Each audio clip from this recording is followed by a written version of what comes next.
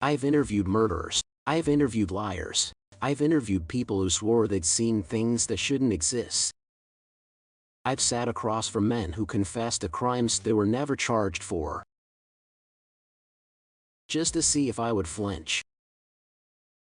I didn't flinch. Not once. I built a career on not flinching. But I had never interviewed the devil. Until 3 weeks ago. I need you to understand something first. I don't believe in hell. I didn't anyway, not the way my mother believed in it. Not the way the old women at her church believed in it. Eyes that never looked at the dark corners of a room. I believed in people. I believe the worst things in this world come from us. Human hands.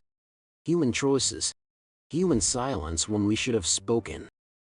That's the story I would have told you 3 weeks ago. I'm not sure I believe it anymore. So let me start from the beginning. Exactly as it happened. You can decide for yourself what to believe. Because by the end of this, I don't think belief matters much. I think some things find you, whether you believe in them or not. It started with an envelope. No return address, no name, no postage stamp. That should have been the first thing that bothered me. It didn't, not at first. It was sitting on my desk when I got home. My apartment door was locked. My windows were locked. I live alone. I am careful about that, careful in a way that borders on obsessive. Because of what I do for a living. I interview people other people are afraid of. I've had threats before. I've had men follow me home. I keep my life sealed tight for a reason. But that envelope was on my desk anyway. I stood in my doorway for a long time before I picked it up. Inside, there were 3 things. An address I didn't recognize. A time. 30. And a single line typed, not handwritten. Come alone. Bring a recorder. That was it. No explanation. No name. My first instinct was to throw it away. I get strange messages more than you think. People who want fame. People who want to scare me into silence. People who are just lonely.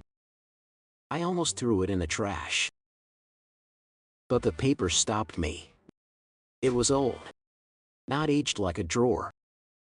Aged like it didn't belong to this decade at all. The kind of paper you'd find in a courthouse archive. Or a church basement. Somewhere nobody goes anymore. There was a smell to it. Faint. Like something burning very far away. I told myself I was being ridiculous.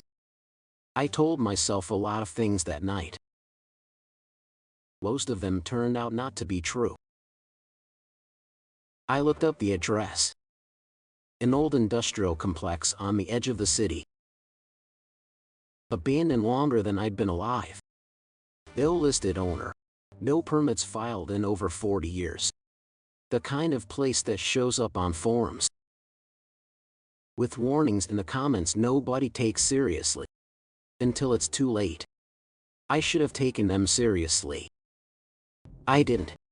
I packed my recorder. A flashlight. A knife I've never once had to use in 12 years of this job. And at 2:40 am, I got in my car. I drove toward the one address in this city that nothing official seemed to know existed. The building was worse than the photos. Photos never capture that kind of silence. It isn't just an absence of sound. It's a presence. Like the silence itself is watching you decide. I parked half a block away, out of habit. I always leave myself an exit. The front door wasn't locked. It wasn't even closed. One hinge, swaying in wind I couldn't feel anywhere else. Inside, the air was thick with dust. Something colder underneath it. A mineral smell, wet stone, the inside of a well. My flashlight caught broken windows, rusted machinery, frozen mid-collapse. Graffiti layered so many times it wasn't legible anymore. Just color on top of color on top of color. Like something trying to bury itself. The note hadn't given a room number.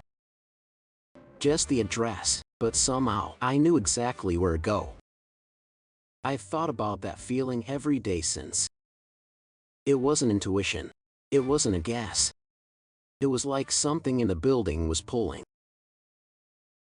A thread tied around my ribs. Tugging toward a door at the end of a long hallway. Second floor. I followed it. The door was unmarked. Steel, heavy, the kind that belongs in a bank vault. It was open. Inside was a room that didn't match the rest of the building at all. No dust. No decay. A single table. 2 chairs, facing each other. No windows. No visible wiring, but somehow a single bulb above the table was lit. A small, steady circle of light. Everything else in shadow. I checked the corners for cameras. 137,06, 291,000. I checked for a second exit. Nothing. There wasn't one. Every instinct I've built over 12 years was screaming at me to leave. Something else overrode it. A compulsion. A certainty that I was exactly where I was supposed to be. That leaving now would be worse than whatever was about to happen. I set my recorder on the table. I checked my watch. 2:50 a.m. I sat down.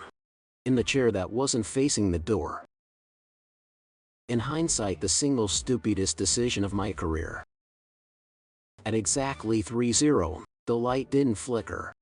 The temperature didn't drop. None of the things you'd expect happened. Instead, a voice spoke from directly behind me.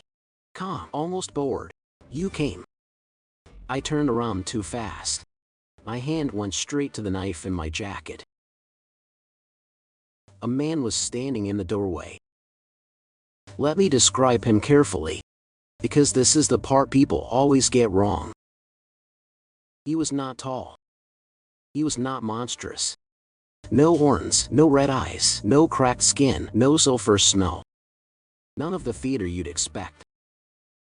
He looked like a man in his 40s. Clean-shaven, dark hair, combed back, a black suit that fit him too well. Like it had been made specifically for this meeting, and no other. The only unusual thing, and it took me a moment to place why it unsettled me.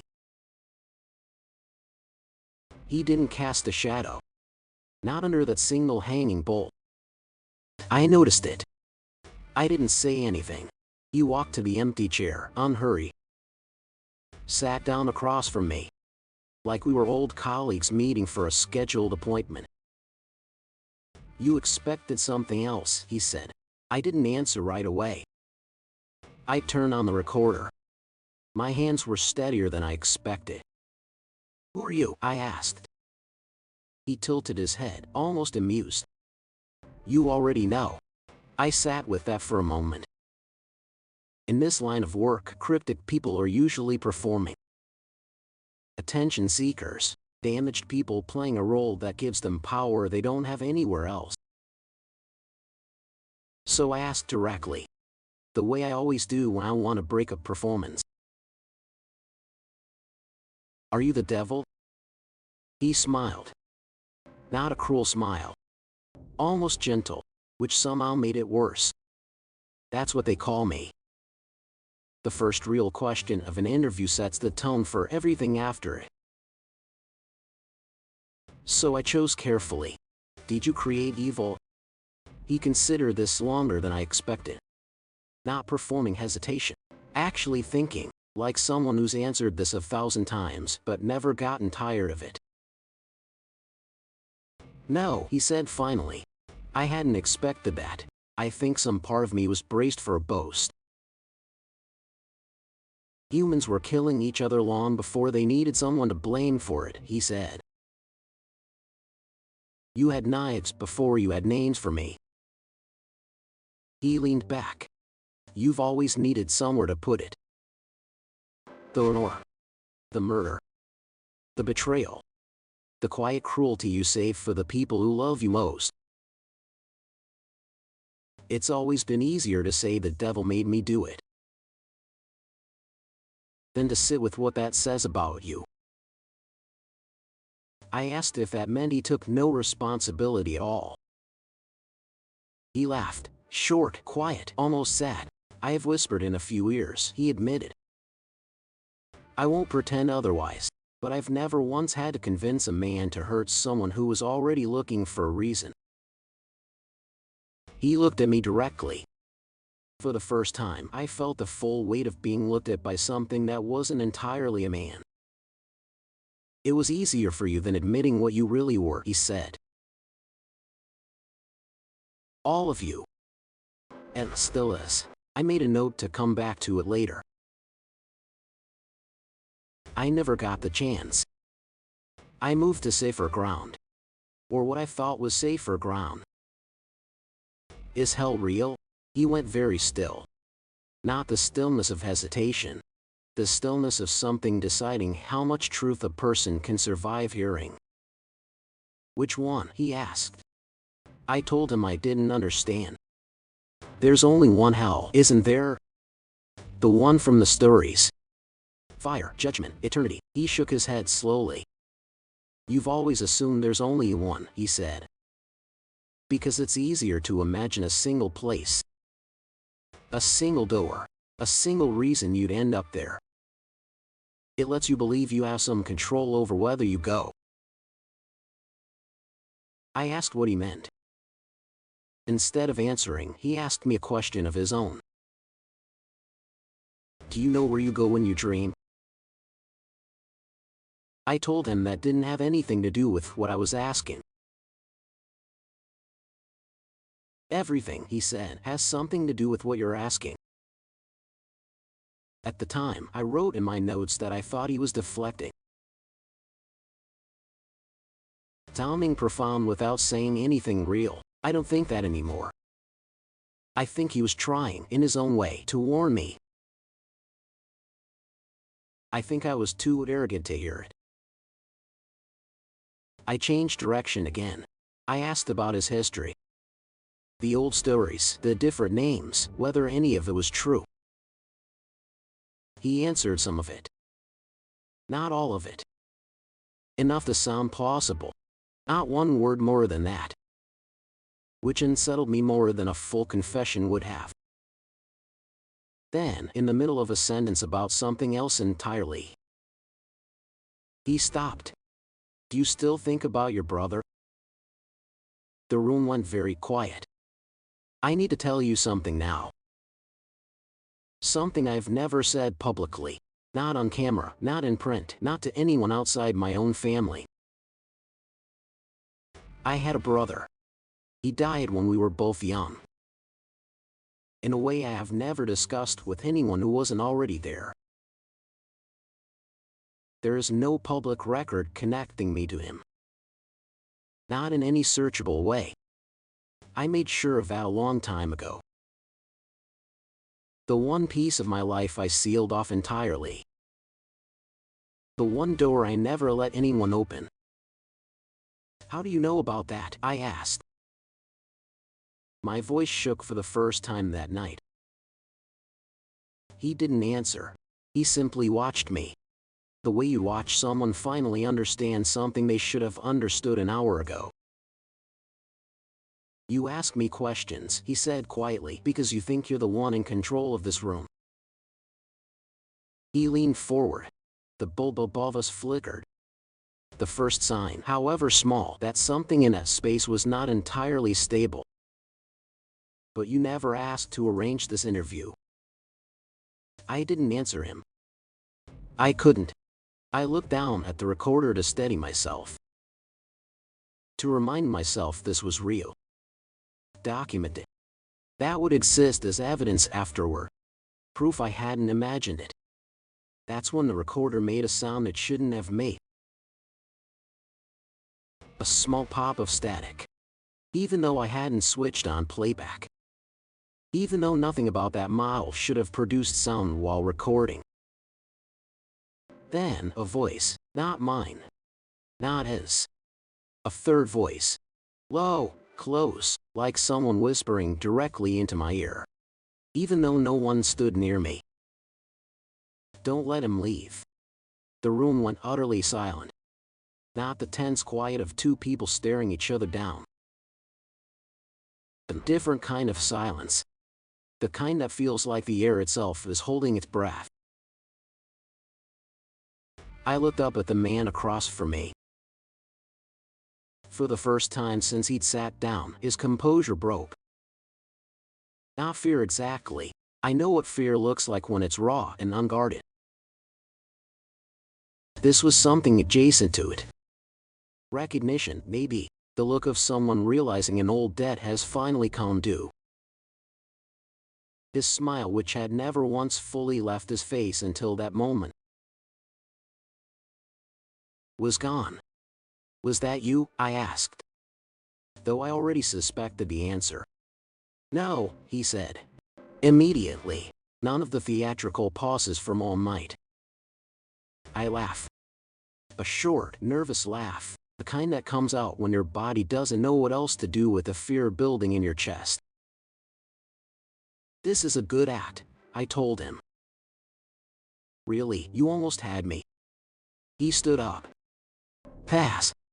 For a man who had moved with such deliberate slowness until then. Turn off the recorder, he said. Why? Ow. Something about the way he said it. Not menacing. Not commanding. Urgent.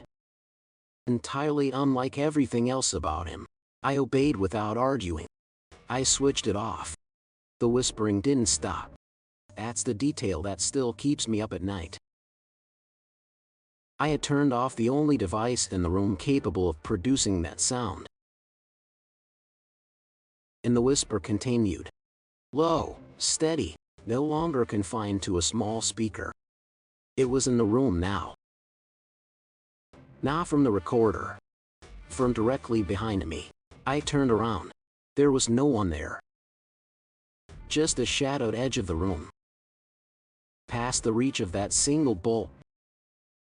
Where my flashlight beam should have found something solid. It found nothing but empty air. But the second chair.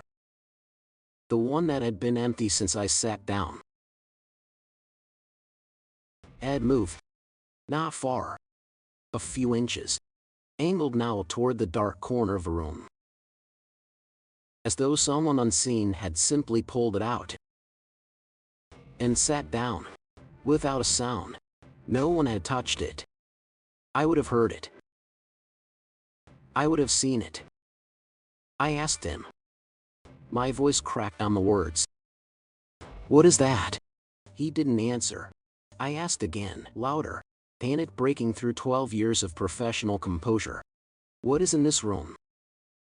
He was quiet for a long moment. Long enough that I thought he might not answer at all. Something, he finally said, that should know I'm here. You're afraid of it? I asked. He looked at me. Really looked at me.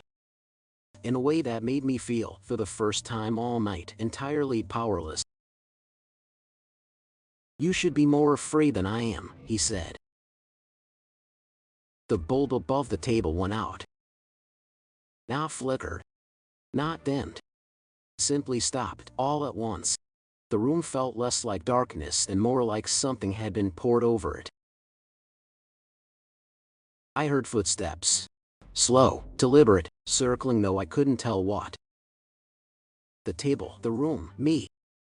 Every time I turned toward the sound, it shifted. Always just behind me. Just past the edge of where I was looking. I don't know how long the darkness lasted. It felt like minutes. My watch, checked afterward, suggested 11 seconds. Then, as suddenly as it had gone out, The bolt came back on. The man was gone. Not backed out through a door I would have heard open. Not slipped past me in the dark. The room was too small for that. Simply gone. The steel door closed. I was almost certain, locked when I arrived. Now stood open onto the black hallway beyond. I didn't think. I didn't reason it out. I grabbed the recorder off the table and ran. I didn't look back once. Not down the hallway. Not through the shattered windows. Not at the front door hanging on its hinge. I got in my car. I drove until the building was gone from my mirrors. Then 20 minutes more, until my hands stopped shaking enough to hold the wheel steady. I did not go home that night. I checked into a hotel under a name that wasn't mine. I sat awake until sunrise, with the lights on. It wasn't until 2 days later that I made myself listen to the recording. I want to be precise about the timeline. It matters. The interview, by my own memory, by my watch, lasted 1 hour and 17 minutes. The audio file was 1 hour and 43 minutes long. 26 minutes I have no memory of. 26 minutes I was, as far as I know, never present for. I listened to that section exactly once. I have not listened to it since. I don't intend to. No dialogue from me. No dialogue from him. Just breathing. Slow, steady, from someone standing very close to the recorder. Close enough to hear the small catch in each inhale. Then, near the end of it, 2 voices. Neither of them mine. Neither of them his. The first said, quietly, "He shouldn't have come here." A second voice answered, further away, colder, "He wasn't invited." A long silence after that. Long enough I almost believed the recording had ended. Then, one final line, spoken so softly I had to replay it 3 times. I have wished every day since that I hadn't been sure of what I heard. Then why did he open the door? I didn't sleep properly for a week. I told myself there had to be an explanation. But trick. Some elaborate hoax. I have made enemies doing this job. People don't love it when you get too close to the truth about them. I spent that week looking for a thread. Something rational I could pull. I found nothing. I ran the audio through 3 forensic tools. The kind used to detect manipulated recording. All 3 came back clean. No splicing. No overlay. No evidence of tampering of any kind. The 2 voices in that final section didn't match any known synthetic model. I checked. I called in every favor I had. I also went back to the building. Daylight this time. With a colleague, some I trust completely. We couldn't find the room. The 2nd floor exists, that part is real, photograph. But the hallway I remember. The one leading to a heavy steel door. Isn't there. The layout doesn't match. My colleague thought I'd made a mistake. Wrong building, maybe, but wrong turn in the dark my memory had smoothed over. I know what I saw. I know where I was. I just can't prove it exists anymore. That same week, I started digging into the building's history. Hoping, I think, that if I couldn't find a room, I could at least find a reason the invitation led me there. Property records were a dead end. No listed owner in over 40 years. Legally impossible for a structure still standing. No active zoning file. 2 demolition notices filed over the decades, both mysteriously withdrawn. No explanation logged, but newspaper archives told a different story. 1962. A fire in that building killed 6 workers. Official cause: an electrical fault. Survivors quoted anonymously in a single surviving article described hearing voices in the walls in the weeks before the fire. Whispers no one could quite make out, always just at the edge of understanding. The article was never followed up on. The reporter who wrote it, a man named Aldous Whitfield, vanished 8 months later. No body was ever found. I found his name again later in a completely different context. When I did, the back of my neck went cold. I still can't fully explain why. I'll get to that. For now, hold on to his name. Aldous Whitfield. He was not the last person connected to that building to disappear. Once I started looking, I couldn't stop. Over the decades that followed, at intervals almost deliberately spaced, a small number of people connected to that building vanished. Without explanation. A night security guard, 1978, employed 11 days before he stopped showing up. His apartment untouched, meals half-eaten on the table, as though he'd stood up mid-bite and walked out the door. A demolition contractor, 1994, scheduled to begin tearing the building down the following week. He told his crew he'd received a letter the night before he disappeared. No further detail was ever recorded. The journalist, 2009, not Whitfield, a different one, working on what her editor called a follow-up piece. She told her colleagues she was going to finally get someone on record. She never filed the piece. Each of these people, as far as I can tell, received some form of written invitation. Shortly before they vanished, none of the invitations survived. None of the people were ever found. I am, as far as I can determine, the only person connected to that building who has ever come back. I don't know why. I have theories. None of them make me feel any better. 2 days after piecing that pattern together, I found a second envelope waiting for me. Not on my desk this time. Under my pillow. I want you to sit with that for a moment.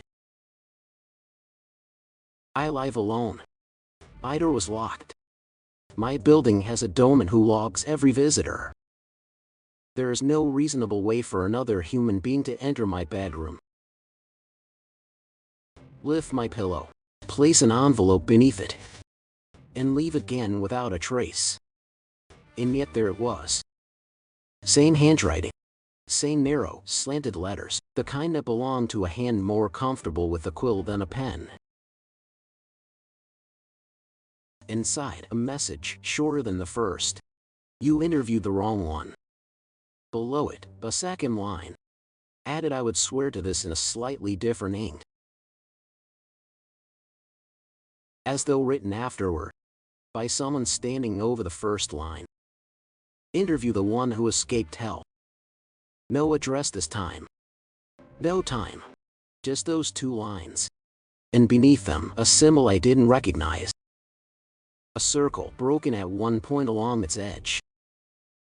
Like a ring that had been caught and never rejoined. I didn't sleep again that night. I am not, by nature, a person who asks for help. 12 years in this line of work teaches you to trust very few people, and to lean on even fewer. But I needed someone who wouldn't laugh at me. Someone who might actually know something. I called a man named Father Ansel Cruz, a retired priest. I had interviewed him years earlier for an unrelated story. He'd spent decades quietly documenting cases the church itself refused to acknowledge. He struck me as unusually grounded for someone in his line of work. No theatrics. Just a tired, careful man who had seen more than he wanted to talk about. I told him everything. The envelope, the building, the man in the black suit, the voices on the recording. The second note under my pillow. He was quiet for a long time after I finished. You said he didn't cast a shadow, he finally said. That's right. But he was afraid of something else in the room. Ha! Father Cruz exhaled slowly, the kind of exhale that carries the weight of a decision being made. Then you weren't interviewing the devil, he said. You were interviewing a devil. There's a difference, and it matters more than you know. I asked what he meant. He told me to come to his home the next morning to bring the recording. He did not want to discuss it further over the phone. Father Cruz lived alone, a small house on the edge of the city, surrounded by more books than I'd ever seen in a private residence. Many old enough they handled them with gloves. He listened to the final 26 minutes of my recording. Twice.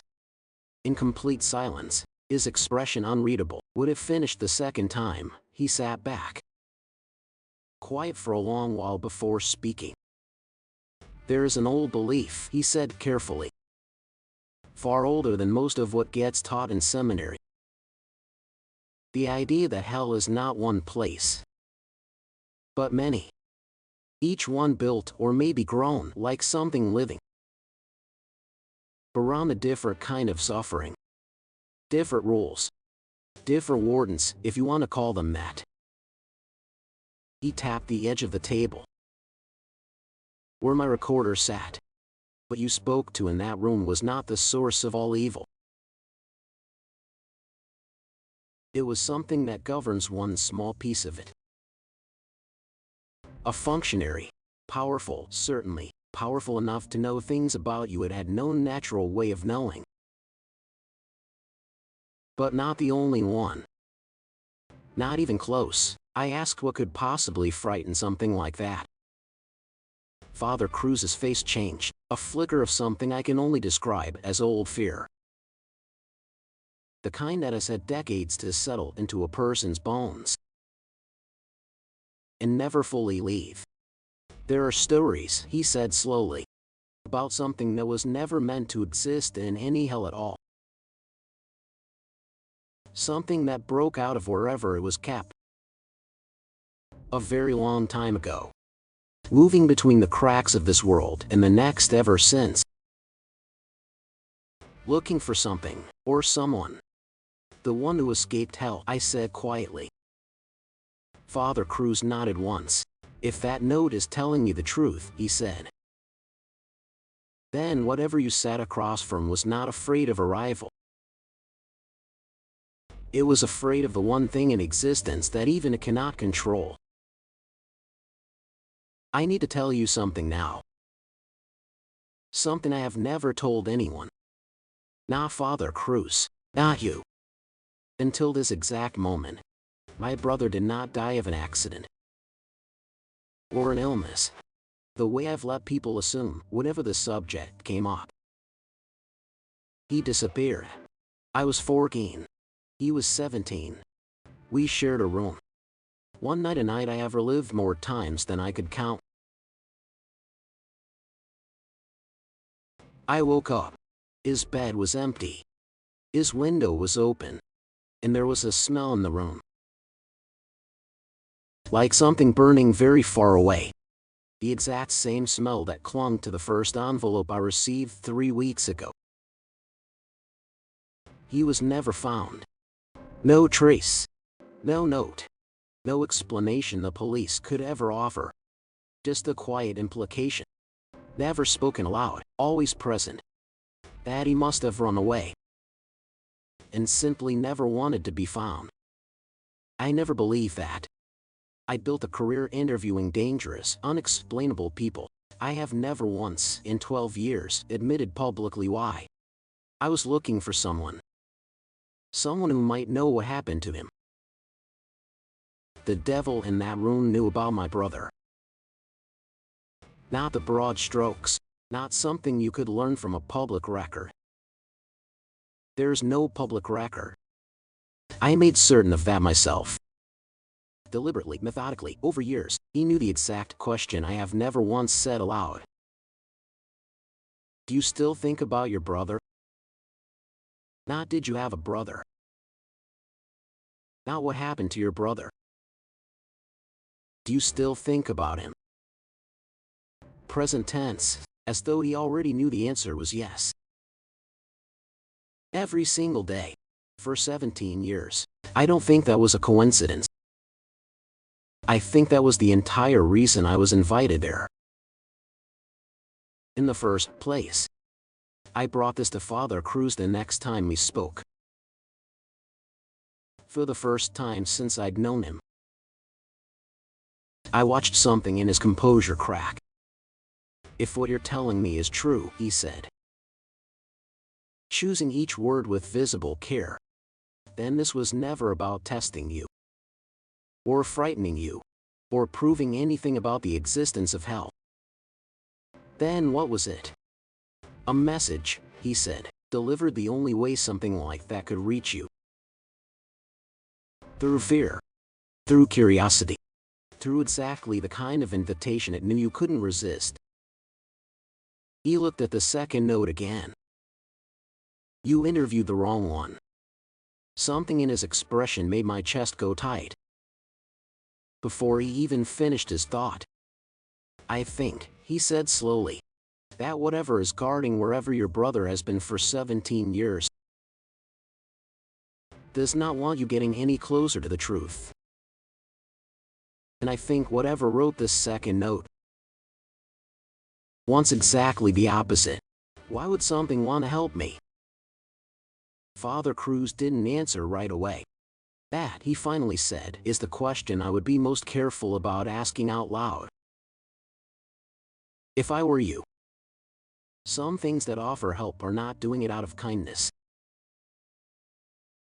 He closed the book he'd been holding. The gesture that felt final. Like a door being shut. You should be very careful what you agree to next, he said. Because I don't think you're going to be given a choice. For very much longer, I went home that night. More unsettled than I had been since the interview itself. I sat with every light on. The recording playing quietly in the background. Not the final 26 minutes. I still couldn't bring myself to listen to those again. The earlier part, where the man in the black suit spoke about hell. About dreams. About the many places he refused to name. Around midnight, my phone buzzed. Unknown number. No caller ID. A single message. Ask for him by name. I stared at the screen. A second message arrived less than a minute later. You will know why. No name was given. I have a theory about what name I'm supposed to ask for. I've had that theory since Father Cruz's warning. Since I remember the smell in my childhood bedroom. The night my brother disappeared. I am not ready to say it out loud yet. Not until I know for certain. I want to be honest with you. Every rational part of me, the part that has built a career on skepticism, is telling me to burn every note. Disconnect this phone number. Move to a different city. Never think about that building again. I have not done any of those things. I have, instead, spent the last several nights researching names, symbols, rituals, connected to the idea Father Cruz described. Something that broke free, moving between the cracks of this world and whatever lies beneath it. Looking for someone, I think it has been looking for a long time. Possibly since the night my brother disappeared. Possibly long before that. Don't know if what I'm about to do is brave. Or reckless. Or exactly what something far older and far more patient than me wants me to do. I don't know if the man in the black suit was protecting me that night. Or simply protecting himself. I don't know if Father Cruz's warning was meant to stop me, or if some part of him wanted me to go anyway. What I do know is this. 2 days ago, I received a third delivery. No handwriting. No paper at all. It was simply resting on my kitchen counter. A single object, no note attached. A key. Old, iron, cold in a way that had nothing to do with the temperature of the room. I don't know what it opens. I intend to find out. I never found out who sent me that first envelope. I never saw the man in the black suit again. Not in that building. Not anywhere else. Though I have caught myself, more than once, feeling watched in rooms where I know, logically, no one else could be. I never went back to that steel door. Because as far as anyone can determine, it no longer exists. 2 days ago, I received one more message. Unknown sender, 30. The same hour, down to the minute, as the very first invitation. You interviewed the wrong one. The screen went dark. For a long moment, nothing happened at all. I sat in the silence of my apartment, the iron key resting on the table in front of me. And I felt, for the first time since this began,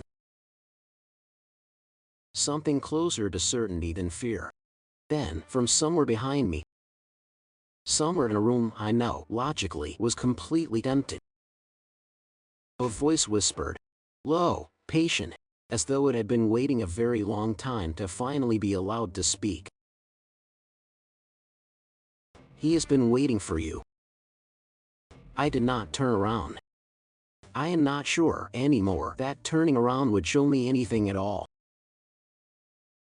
The screen is black. There is no music.